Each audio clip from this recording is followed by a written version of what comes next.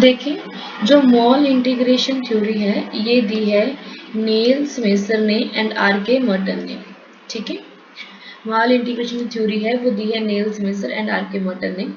With time dysfunction, वो कहते हैं कि जो मॉल इंटीग्रेशन है, जैसे हमारे समाज में कोई ना कोई असंगति आ जाती है, इनकम्पैटिबिलिटी बन जाती है, जो समाज जो हमारे पास टाइम अवेलेबल होता है, जो हम उसका मिस यूज़ करते हैं, ठीक है, उसके बारे में ये बात करते हैं। ठीक है, और इससे जो स्ट्रक्चर होता है समाज का उसमें भी दिक्कत आ जाती है। अगर एक परिवार है, अगर परिवार टाइम से काम नहीं कर रहा है तो वहाँ पे भी दिक्कत आ जाएगी। कलेक्टिव मोबिलाइजेशन होता है, सोशल मूवमेंट हो गया। एग्जाम्पल के लिए किसी ने अपने घर को छोड़ दिया, या किसी ने पूरे वो जो कुनबा है, कुनबा कह लो कि आप, एक जो पूरे का पूरा मोहल्ला है उसने अपने घर को, अपने मोहल्ले को छोड़ दिया, तो एक कलेक्टिव थॉट से मूव हो जाना, ठीक है, मोबाइल हो जाना, अपवर्ड डाउनवर्ड, उनका जो स्टेटस है वो चेंज हो जाना, कोई समाज में कोई मूवमेंट हो गया, आंदोलन हो गया, समाज चेंज हो गया। ठीक है, मतलब कलेक्टिव मोबिलिटी हो गई, कोई समाज में आंदोलन हो गया, तो इससे समाज में परिवर्तन हो जाता है। आगे है जो कल्चरल लैग थ्योरी है वो दी है ऑगबन एंड निमकॉफ ने। याद रखना इसमें क्या होता है कि दो हमारे पास अलग अलग कल्चर होते हैं, जब इनमें गैप आ जाए इसको बोल देते हैं हम कल्चरल लैग थ्योरी। एक कल्चर है, एक कल्चर है, ठीक है, और टाइम से हम इस बीच वाले में घूम रहे हैं, ठीक है, टाइम चेंज हो गया तो हम कहाँ पे आ जाएंगे, कल्चरल लैग में आ जाएंगे। जैसे आजकल के जो ओल्ड पीपल हैं वो कल्चरल लैग में घूम रहे हैं, बिकॉज क्योंकि आज का जो जनरेशन है वो टेक्नोलॉजी से जुड़ा हुआ है ना, लोगों से बात करना, मिलना जुलना सब कुछ हो रखा है। तो जो ओल्ड लोग हैं जो आज की जनरेशन के साथ अपना प्रॉपर तरीके से कंपेटेबल नहीं हो पाते हैं और मिलनसार नहीं हो पाते हैं, तो वो कल्चरल लैग में आ जाते हैं। आगे है जो कल्चर्स के दो प्रकार होते हैं, फर्स्ट है मटेरियल एंड दूसरा होता है नॉन मटेरियल। ठीक है, देखो एक होता है मटेरियल और एक होता है नॉन मटेरियल। ठीक है, जो मटेरियल कल्चर है जो हमें दिखाई देता है, जैसे कि टेक्नोलॉजी है ना, जैसे आपका लैपटॉप है ना, आपका स्पीकर है, तो ये टेक्नोलॉजी है, ये मटेरियल चीज़ों मतलब बदल जाती हैं। ठीक है, जो नॉन मटेरियल है जो आपको दिखाई नहीं देती, जैसे कि आपके वैल्यू, आपके विश्वास, आपका धर्म, आपके जो भी वैल्यू सिस्टम रहते हैं, ठीक है, वो आपको दिखाई नहीं देते हैं, ये आएगा नॉन मटेरियल में। जो आपको दिखाई दे, जिसको आप छू सकते हो, दैट इज कॉल्ड मटेरियल। जिसको आप नहीं छू सकते हो, नहीं देख सकते, महसूस कर सकते हो, that is called value and belief. ठीक है जी, आगे है कि फैमिली, एजुकेशन, ये जो चीज़ें हैं अगर हम इसको अडॉप्ट कर लें, अगर हम अलग अलग कल्चर को अडॉप्ट कर लें, तो जो हमारा समाज है वो चेंज हो सकता है more slowly than material culture. पहले हमारे विश्वास बदलेंगे, देन होली धीरे धीरे हमारा जो मटीरियल कल्चर है वो चेंज हो जाएगा। ठीक है, योगेंद्र सिंह क्या कहते हैं, this theory not applicable in India, कि हमारे समाज में जो मॉल इंटीग्रेशन थ्योरी है ये नहीं लागू होती, क्योंकि हमारा जो विश्वास है ना वो दकियानूसी है, वो नहीं बदल सकता। ठीक है, तो जब तक हमारे विश्वास नहीं बदलेंगे मटीरियल नहीं बदलेगा, क्योंकि हम लोग ऐसे जनसंख्या से आ रहे हैं, ऐसे पिछड़े समाज से आ रहे हैं, जो अगर कोई एक घर का बच्चा रिबेलियन होगा ना तो बाकी लोग उसको दबा देंगे कि नहीं तुम नहीं, तुम नहीं। ठीक है, नेक्स्ट है मॉडर्नाइजेशन थ्योरी, इसको दिया है लर्नर ने, लेवी ने, विल्बर्ट मूर ने एंड एमसी कैलेंडर ने। ठीक है, और Lerner, Levy, Wilbert Moore and McClelland ने दिया है। ठीक है, इसमें ये कहते हैं कि जैसे हमारा एग्रीकल्चर था वो इंडस्ट्री में शिफ्ट हो रहा है, that is called modernisation. Modern चीज़ें हो रही हैं ना, आपने देखा होगा जब आपका खेती बाड़ी होती है तो वहाँ पे कंबाइनें लग जाती हैं, बड़े बड़े ट्रेशर लग जाते हैं, ट्रैक्टर लग जाते हैं, वो फसलों को काटने के लिए मशीनें लगी हुई हैं जो रिफाइन कर रही हैं चीज़ों को, राइट। तो जो एग्रीकल्चर था वो कहीं ना कहीं चेंज होकर इंडस्ट्री में कन्वर्ट हो रहा है। जो हमारे पास वेद लोग थे, हकीम लोग थे, है ना, तो वो लोग चेंज होके आज की जो मेडिसिन लाइन है, डॉक्टर लाइन है, उसमें चेंज हो रहे हैं। पहले एक हकीम था, उसके पास हर प्रॉब्लम की सॉल्यूशन था। आजकल डॉक्टर अलग अलग है और किसी के पास सॉल्यूशन किसी बात का है नहीं। सभी लोग अपनी अपनी अलग अलग दवाइयाँ चेप रहे होते हैं। ठीक है, आगे है प्रिमिटिव एग्रीकल्चर जो था वो टेक्नोलॉजी में शिफ्ट हो रहा है, कि हम हाथ से खेती करते थे, है ना, हल वगैरह बहाते थे अपने खेतों में, बैल होती थी, राइट, कुएं से पानी निकालते थे। आजकल क्या है, पंप लगे हैं, ट्यूबवेल्स लगे हैं, है ना, मोटर लगी हुई है, देन कंबाइनें हैं, मशीनें हैं। तो ये सब क्या है, मॉडर्नाइजेशन थ्योरी का ही कंसेप्ट है। इसकी आलोचना में क्या कहते हैं कि broad pattern not visible on societies of Afro Asian nations. वो कहते हैं जो अफ्रीकी एशियाई राष्ट्र हैं,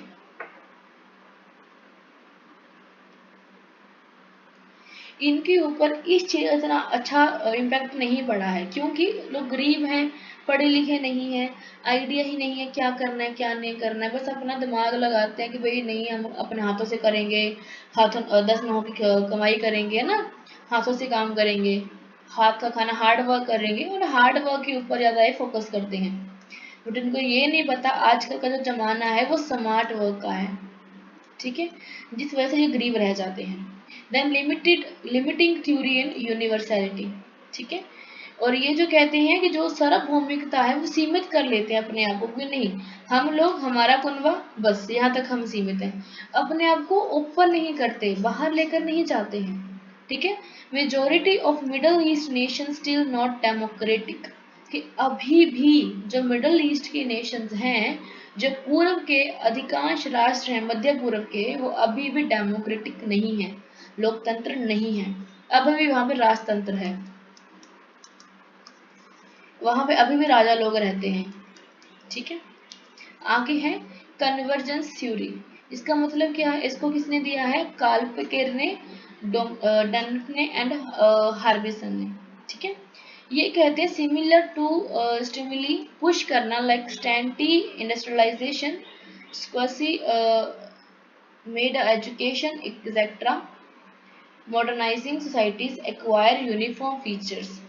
वो कहते हैं कि जैसे इसका मतलब है कि आप किसी में मर्ज होते हो, पुश करना होता है, कन्वर्ज करना होता है, ऐसे बोलते हैं ना कि किसी को अपनी लीड में कन्वर्ट कर लो, पुश कर करके कन्वर्ट करवा लो, तो कन्वर्ज करना, आप स्टिमुलेट देकर उसको अपने अपने भाषा में कन्वर्ट कर लेना, कन्वर्ज कर लेना।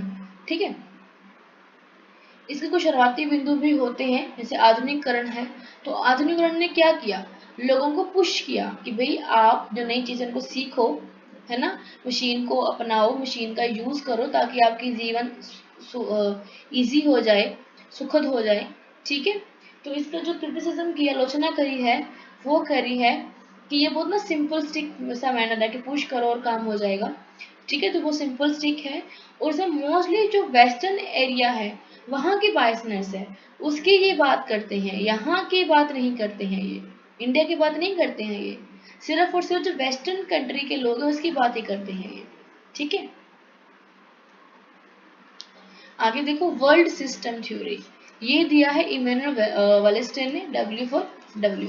ठीक है, explaining social change from global and historical perpetual. वो कहते हैं कि ग्लोबल लेवल से एंड हिस्ट्री लेवल से जो हमारा सिस्टम है, जो हमारा सिस्टम बना हुआ है, समाज बना हुआ है, वो चेंज हो जाता है। ठीक है, जैसे इसके कैटेगरीज क्या है, फर्स्ट कोर जहाँ पे डेवलप्ड कंट्रीज हैं, कोर जहाँ पे डेवलप्ड कंट्रीज हैं, सेमी जहाँ पे पेरिफेरल गरीब हैं, एंड उसके बाद है पेरिफेरल जो कि ज़्यादा ही गरीब हैं। ठीक है, एक यहाँ पे कौन है, कोर, यहाँ पे पेरीफेरी एंड यहाँ पेरीपेचुअल। ठीक है, तो ये क्या है कि यहाँ से जो कोर वाले लोग हैं, जो अमीर लोग हैं, वो इन लोगों के यहाँ से जो रॉ मटेरियल है वो बाय करते हैं, अपने घर लेकर जाते हैं, और फिर इनसे बना इस रॉ मटेरियल से अपना खाना वगैरह बना के, सामान वगैरह बना के यहाँ पे सेल करते हैं, और यहाँ पे भी सेल करते हैं अधिक पैसों में। ठीक है, तो धीरे धीरे जो समाज है वो चेंज हो जाता है, क्योंकि ग्लोबल लेवल पे तो 3 कंट्रीज हमारे पास हैं, developed, under developed and semi developed. वो सब मिलकर काम करती हैं और पूरे समाज को चेंज करने का दायित्व लेती हैं। ठीक है, आगे देखो, consider modern world war two be new imperialism nature. जब से वर्ल्ड वॉर टू फिनिश हुआ है तब से हमारे ग्लोबल लेवल पे एक नया इम्पैक्ट देखने को मिला है, एक नए साम्राज्यवाद की नींव आई है। ठीक है, core countries developed high end products which continues to keep periphery countries dependent. इसमें क्या होता है कि जो उच्च स्तरीय उत्पाद विकसित करते हैं मुख्य देश, जो हमारे कोर वाले हैं ना, ये अच्छे अच्छे प्रोडक्ट को सेल कर बनाते हैं, प्रोड्यूस करते हैं, और फिर जो हमारे पास गरीब देश हैं, पेरीफेरी हैं, उनसे अपना खरीदते हैं रॉ मटेरियल और फिर इनको बेचते हैं इन्हीं के घर में। ठीक है, जैसे हमारे पास बड़ी बड़ी एमएनसी हैं, आईएमएफ है, वर्ल्ड बैंक है, जैसे एलीट क्लासेस हैं जो कि अमीर लोग हैं, वो क्या करते हैं, इन लोगों में जाके मिलते हैं, बातचीत करते हैं। ठीक है, और फिर अपने सामान को सेल ऑफ कर देते हैं अलग अलग कंट्रीज में जाके। आगे है चेंज इन स्ट्रक्चर। जो आपका स्ट्रक्चर बना हुआ है इसमें अगर चेंज आता है ऐसे करके, तो इसको हम बोलेंगे चेंज इन स्ट्रक्चर। कि चेंज, सॉरी ऐसे नहीं, ऐसे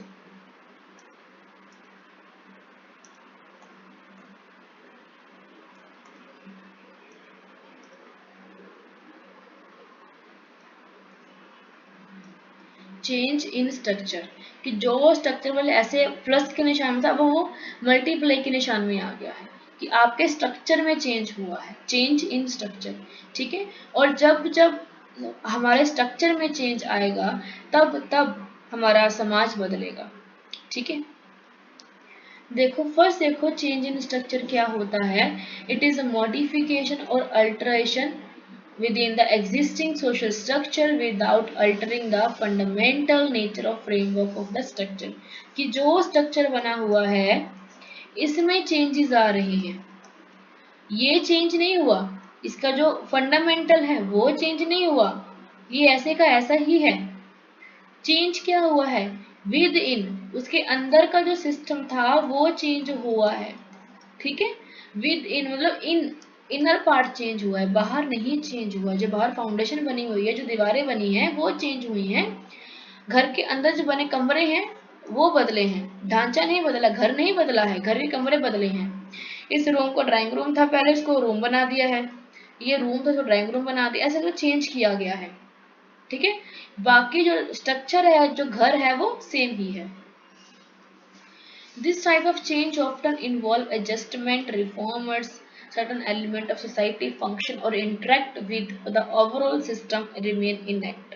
मतलब ये होता क्यों है, जब आपके समाज के अंदर जो चीजें हैं जब वो रिबेलियन हो जाएं, जब वो रिफॉर्म में आ जाए, जब अपने को एडजस्टमेंट करने की कोशिश करें, तब जाके हमारा जो विद इन स्ट्रक्चर है वो चेंज होता है, विद इन स्ट्रक्चर चेंज हो जाता है। नेक्स्ट देखो इसके की थिंकर कौन कौन से हैं। First is Talcott Parsons, right, first is Talcott person.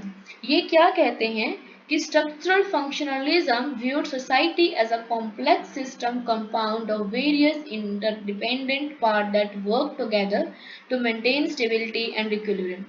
वो कहते हैं कि पार्सन कहते हैं कि समाज को विभिन्न जो अन्योन्य भागों से बनी एक जटिल प्रणाली के रूप में देखते हैं, कि समाज अलग अलग सिस्टम से बना हुआ एक सिस्टम है। ठीक है, और जब इसने अपने आप में स्टेबिलिटी लेकर आनी है, मेंटेनेंस लेकर आनी है, तो ये मिलकर काम करते हैं। जैसे हमारे बॉडी के भी अलग अलग पार्ट है ना, 2 हाथ हैं, 2 पैर हैं, सबके अलग अलग काम होते हैं, बट जब इन्होंने मिलकर काम करना होता है, जब किसी ने भागना होता है, कोई पढ़ना होता है, कुछ एग्जाम देना होता है, तो सभी लोग मिलकर काम करते हैं। माइंड अपना काम कर रहा है, हाथ अपने काम कर रहे हैं, कि माइंड को पता है मैंने क्या लिखना, हाथ वही लिख रहे हैं, आंखें वही देख रही हैं, आपने वही लिखना है, किसी और नहीं लिखना है, पैर आपके टिके हुए हैं।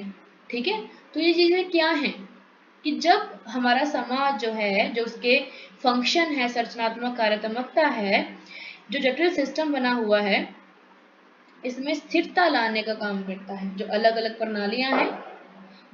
प्रणालियां हैं जब उन्हें साथ में काम करना होता है तो इक्विलिब्रियम लेकर आते हैं। तो इक्विलिब्रियम जो एक वर्ड है ना, संतुलन वर्ड जो है वो किसने दिया? टालकट पार्सन ने दिया, ये भी याद रखना। ठीक है, आगे है change in structure according to Parsons involve adjustment the function of social institutions to better fulfil societal needs.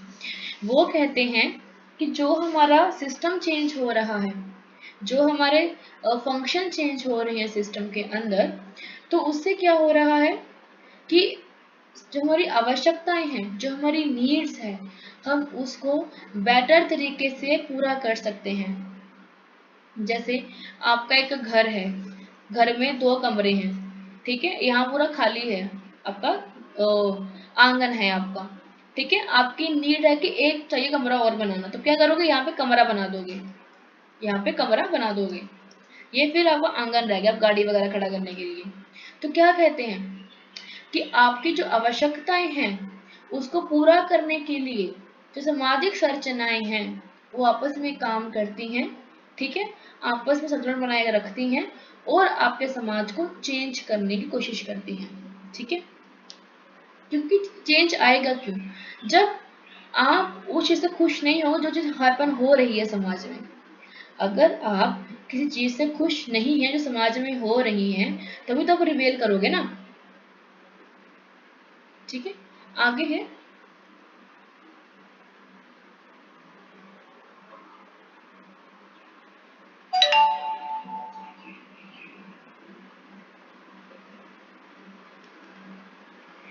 Equilibrium theory. ठीक है, इसको दिया है पार्सन ने।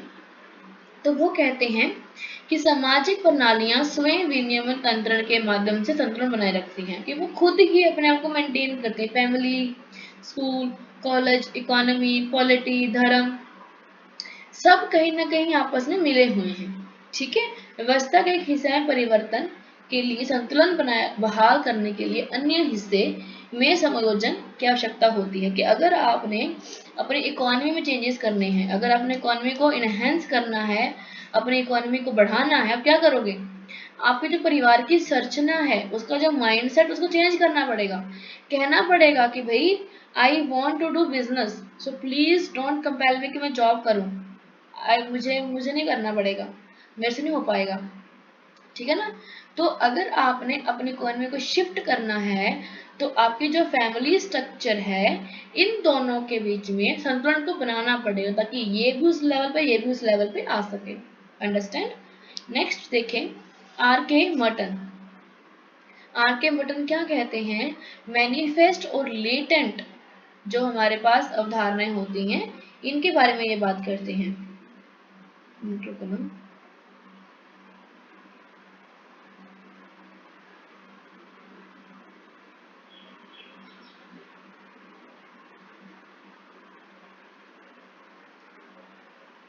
जो हमारे पास आर के मर्टन है ये क्या बात करते हैं कि हमारे पास मैनिफेस्ट और लेटेंट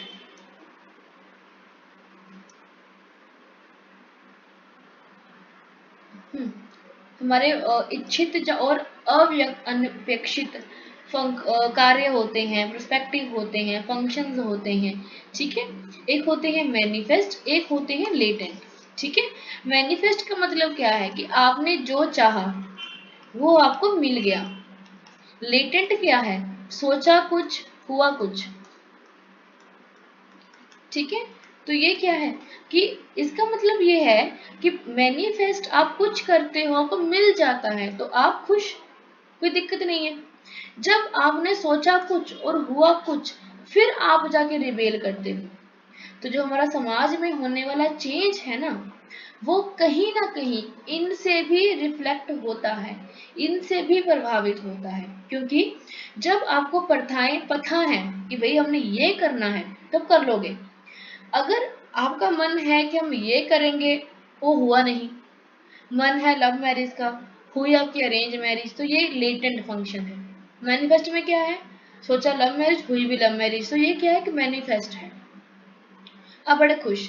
बट जब लेटेंट होगा तो वहां पे कुछ ना कुछ गड़बड़ भी होगी, वहां पे कुछ ना कुछ गलत भी होगा। अंडरस्टैंड? आगे देखो, मिडल रेंज थ्योरी मर्टन ने दी है।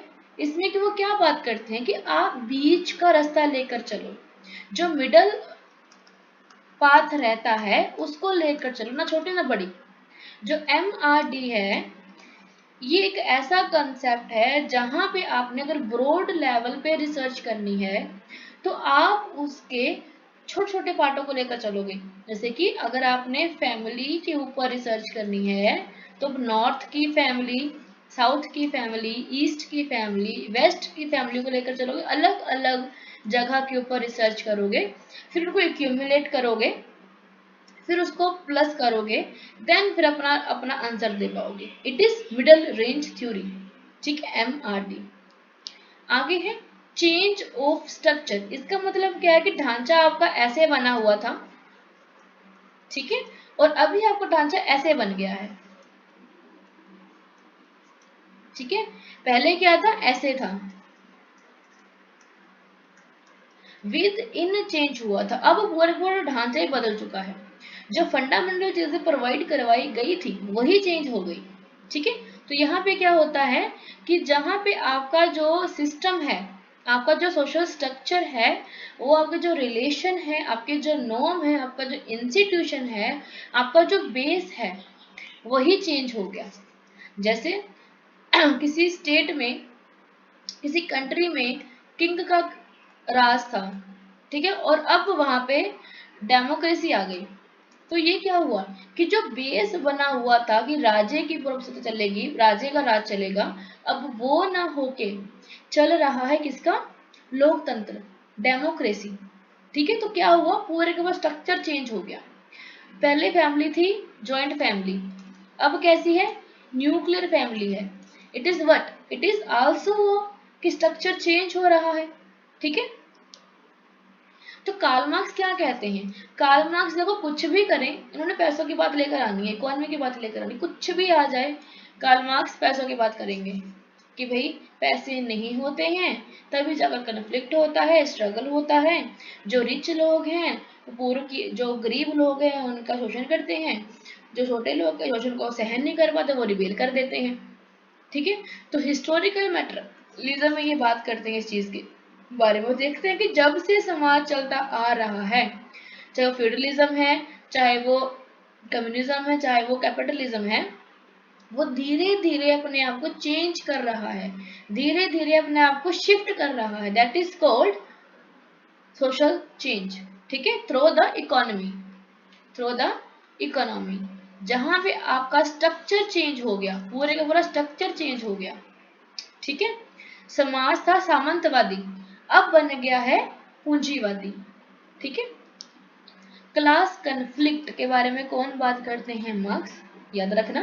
तो मार्क्स क्या कहते हैं कि जब आपकी जो अंदर चीजें हैं, जो पूंजीवादी सिस्टम है, जब इसके अंदर विरोध आ जाता है, कैसा विरोध कि भाई जो वर्गहीन है, जिनके पास पैसा नहीं है, जो वेल्थहीन है, वेल्थहीन, जिनके पास वेल्थ नहीं है ना, वर्गहीन है, साम्यवादी समाज, तो इनके बीच में जब कन्फ्लिक्ट आएगा, अमीर गरीब का जो वर्ग है, जब इसमें कन्फ्लिक्ट आएगा तो वो क्लास कन्फ्लिक्ट कहलाता है।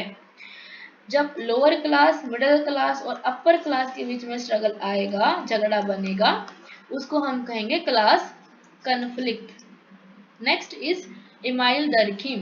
इमाइल दरखिम इसके बारे में क्या कहते हैं, तो वो कहते हैं mechanical and organic solidarity, mechanical यांत्रिक और जैविक एकजुटता, ठीक है। यांत्रिक का मतलब क्या है, जहां पे औद्योगिक समाज नहीं था, पूर्व औद्योगिक टाइम था, ठीक है। जो जैविक इसमें क्या है, जहां पे परस्पर निर्भरता होती है आधुनिक समाजों के बीच में, ठीक है। जैसे जो हमारे पास यांत्रिक है, ऑर्गेनिक है, ये ट्रेडिशनल है कि सभी लोग मिलकर रह रहे हैं, आपस में बातचीत कर रहे हैं। बट जो मैकेनिकल है, सॉरी मैकेनिकल यांत्रिक आएगा, ऑर्गेनिक इज जो आजकल के टाइम पे चल रही है, ठीक है, जहां पे हर बंदे की अपनी अपनी अलग अलग खासियत है, विशेषता है, और आपस में डिपेंडेंट भी है। कैसे, अगर मैं टीचर हूं तो मुझे बार्बर की नीड है, ऑब्वियसली मुझे अपने बाल कटवाने हैं, बार बार की नीड है। क्या मुझे बुक्स की नीड है, तो ऑब्वियसली मुझे बुक्स की नीड भी है। तो मैं टीचर होते हुए मुझे इसकी भी नीड है, इसकी भी नीड है। तो ये क्या है कि एक जो यूनिटी बनी हुई है, जो एकजुटता बनी हुई है, वो निर्भरता की बनी हुई है, ट्रेडिशनल वे में नहीं है, सिर्फ जरूरत की है। तो जरूरत पड़ेगी तो हम यूनिटी में रहेंगे, अदरवाइज नहीं रहेंगे। ठीक है। एनोमी क्या होती है? एनोमी का मतलब है कि समाज में होने वाली जो घटनाएं हैं वो ना होके कुछ गलत हो जाए, कुछ रोंग हो जाए, दैट इज कॉल्ड एनोमी। मतलब कि जो नॉर्मलेस है, जो नॉर्म्स के अकॉर्डिंगली नहीं होता है, दैट इज कॉल्ड एनोमी। और याद रखना एनोमी को दिया है इमाइल दरखिम ने। ठीक है। नेक्स्ट है मैक्स वेबर। मैक्स वेबर देते हैं रैशनलाइजेशन का कंसेप्ट। इसका मतलब तर्क लगाना। जब भी समाज बदलेगा ना, तो कोई एक बंदा जरूर आएगा, वो बोलेगा नहीं, ये तर्क है, ये एविडेंस है, ये रीजन है, ये वो है, ये है। वो तर्क करेगा, और जब वो तर्क करेगा तब समाज चेंज होगा। और वेबर ने दी है अथॉरिटी के बारे में बात। अथॉरिटी के 3 प्रकार हैं, TCR, ट्रेडिशनल, क्रिस्मेटिक और रैशनल। ठीक है, मतलब लीगल वाली, कानून के बेस पे जो मिलती है आपको अथॉरिटी। जैसे पुलिस वाले हैं, है ना, इनको MLA हैं। तो वो कहते हैं कि अगर आप रैशनल होकर युक्तिकरण के साथ अपनी चीजों को करते हो और तर्क से बातचीत करते हो अपने परिवार के साथ, जब फैमिली के साथ, अपने समाज के साथ, तो आपका समाज बदल सकता है, आपकी संरचना में चेंजेस आ सकते हैं। ठीक है। आगे है ब्यूरोक्रेसी। जब ब्यूरोक्रेसी है, इसका मतलब क्या है? नौकरशाही। जो भी लोग गवर्नमेंट लेवल पे, जब प्राइवेट लेवल पे जॉब करते हैं, वो सब ब्यूरोक्रेसी के अंदर ही आते हैं। ठीक है। जो समाज के अंदर समाज के बने रूल्स को फॉलो करवाने की कोशिश करते हैं, और फिर ये धीरे धीरे समाज को बदलने की काबिलियत भी रखते हैं, अगर ये अच्छे हो तो। अगर ये करप्शन वाले हैं, फिर तो गया सारा समाज। ठीक है। आगे है चेंज इन स्ट्रक्चर में। इसमें क्या क्या चीजें इन्वॉल्व होती हैं? तो इसमें हमारा होता है मॉडिफिकेशन। चेंज इनमें मॉडिफिकेशन होता है विद इन अ सोसाइटी। ठीक है। और इसके बारे में टालकट पार्सन बात करते हैं, रॉबर्ट के मॉर्टन बात करते हैं। ठीक है। और ये कहते हैं कि अगर चेंज आ जाए तो आप उसको अडेप्ट कर लो, एंड आप संतुलन को बनाए रखो, जो अनुकूल है उसको बनाए रखो, अनुकूलन को बनाए रखो, स्टेबिलिटी बनाए रखो। जो चेंज ऑफ स्ट्रक्चर है, इसमें हमारे पास डर्खिम, वेबर, कार्ल मार्क्स आते हैं, जो कि रेवोल्यूशनरी चेंज की बात करते हैं, रैशनल की बात करते हैं, यूनिटी की बात करते हैं, जहां पे लोगों का जुट बन जाता है AB, और फिर ये आपस में झगड़ा करते हैं, और जो जीत गया वो सिकंदर, उसकी चलेगी फिर। ठीक है। So thank you. आपका जो चेंज वाला कॉन्सेप्ट था, सोशल चेंज, वो आज फिनिश हो गया है।